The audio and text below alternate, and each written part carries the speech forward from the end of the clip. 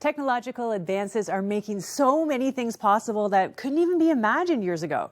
And one of them is the ability to transport an entire field hospital to the site of global tragedies. To tell us more, I'm joined by the Executive Director of Samaritans Purse Canada, Fred Weiss. Fred, thanks so much for joining us. Yeah, good morning, Cheryl. Good to be with you today. This is amazing, a portable hospital. What a gift that must be in an emergency, when hospitals are overwhelmed. Tell me a little bit more about it. Yeah, well, we are excited. Samaritans Purse Canada is a Christian international relief organization. And one of the things we do is we respond immediately when disasters or wars or famine or poverty opens that door and people have need. And we've been growing in our capacity, growing in being able to undertake more major responses. And this emergency field hospital really just allows us to take that next step up. We've been developing a roster of Canadians from across the country, professionals, doctors, nurses, pharmacists. We have logisticians and engineers, and they're prepared and trained to deploy as we need them. So we're very excited to be able to have all these Canadian professionals deploy to the disasters zones when they're needed, along with the emergency field hospital, to bring help and hope, critical medical care. It saves lives. And we've seen that happen many times over the years, how just getting there and being able to be on the ground is just brings hope. Wow. And these Canadians, are they all volunteering? Or are some of them paid? Or how do you get people to, a surgeon to just drop everything and fly off to a disaster zone? How does that work? They're wonderful people. Some of them are semi-retired. Some of them are active still in their roles professionally. And they take time. When we put out the call, they let us know what their availability is.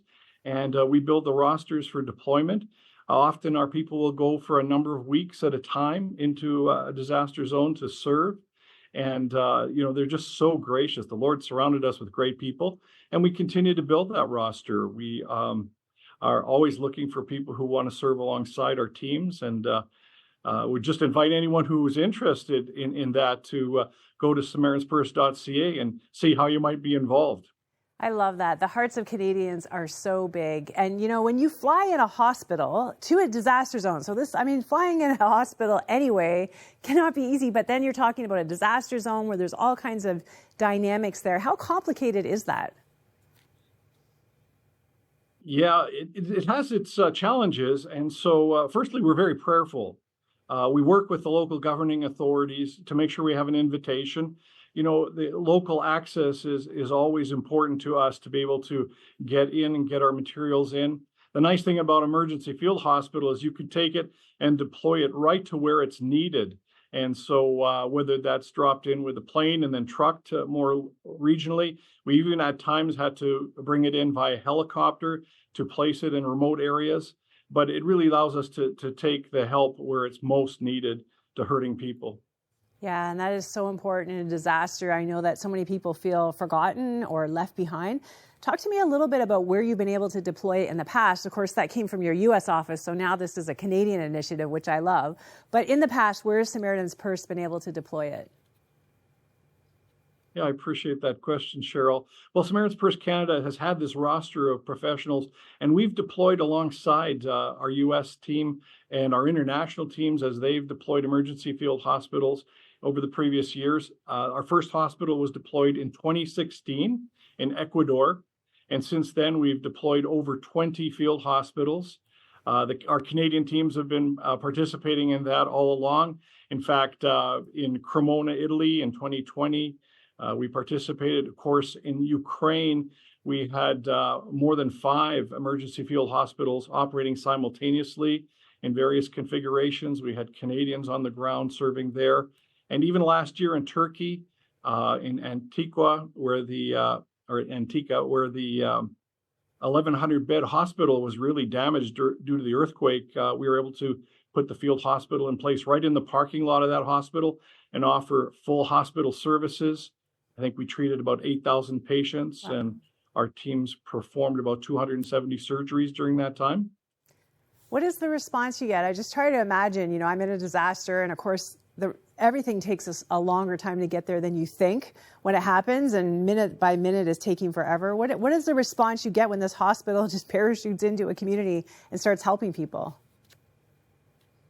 Yeah, Cheryl, Samaritan's Purse, our goal is to, within 24 hours, is to have the field hospital underway and in place. And then we take another 24 to 36 hours to set it up once it's in place. And so we deploy people with that hospital. We deploy teams to set it up.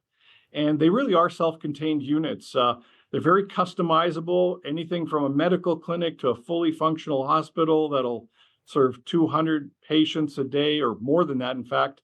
Maybe perform 15 to 30 surgeries a day. And then at the same time, we take care of generators, water treatment systems. We bring the medications with us and really try to put as little stress in the local region as possible. Absolutely amazing. You know, you've been a trusted partner of Crossroads Cares. We partnered together in the Fort Mac fires. We partnered together in those historic BC floods a few years ago.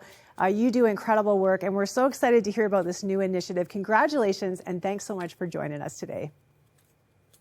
Oh, we're blessed to do it. Thank you, Cheryl. And please remember to be praying for our people, those that we get to serve as we deploy these emergency field hospitals. We definitely will. Thank you.